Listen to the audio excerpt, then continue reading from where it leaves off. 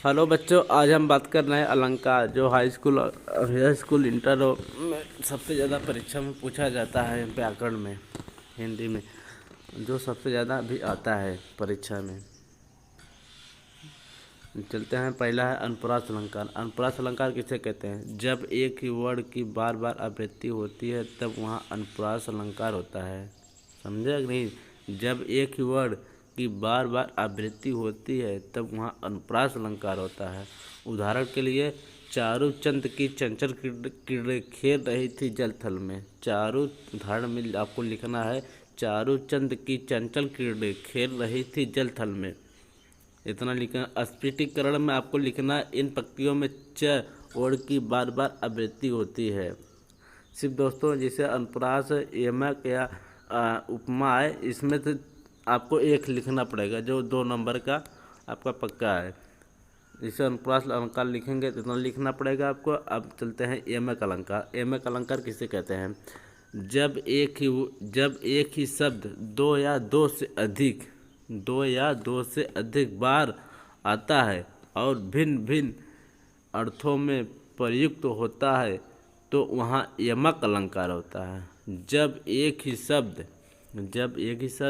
दो या दो से अधिक बार आता है और भिन्न भिन्न अर्थों में प्रयुक्त होता है तो वहाँ यमक अलंकार होता है।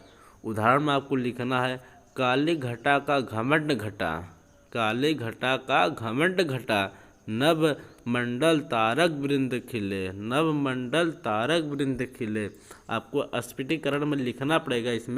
इसमें घटा शब्द दो बार आया है और दोनों अर्थों पर अर्थ भिन्न भिन्न है। पहला है घटा बादल होता है, दूसरा का अर्थ होता है घटा मिस घट गया। इसमें घटा शब्द 2 बार आया है और दोनों स्थानों पर अर्थ भिन्न भिन्न है। और घटा मिस होता है, पहला अर्थ होता है बादल, दूसरा आता है घट गया। यमक अलंकार में आपको इतना लिखना पड़ेगा। अब उपमा अलंकार में आपको क्या लिखना पड़ेगा? जैसे उपमा अलंकार आपको लिखना है तो उपमा अलंकार किसे कहते हैं?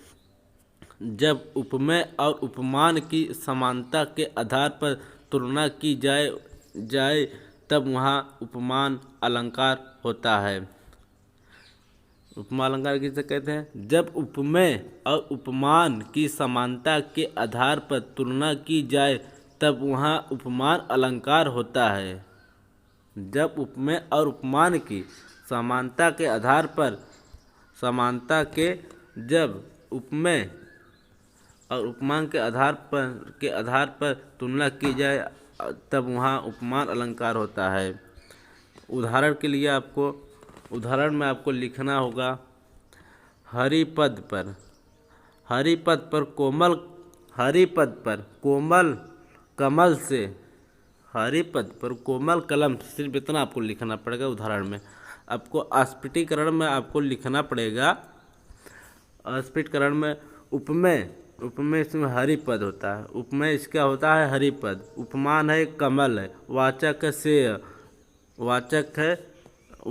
सेय, उपमान है कमल, उपमेय है हरिपद, साधारण में कोमलता है। सिर्फ दोस्तों आपको इतना लिखना पड़ेगा। जो तीनों में से कोई भी आए आपको इतना ही लिखना पड़ेगा। दोस्तों, वीडियो पसंद आए तो अपने दोस्तों को साथ शेयर करें और नए हो तो चैनल को सब्सक्राइब ज़रूर करें।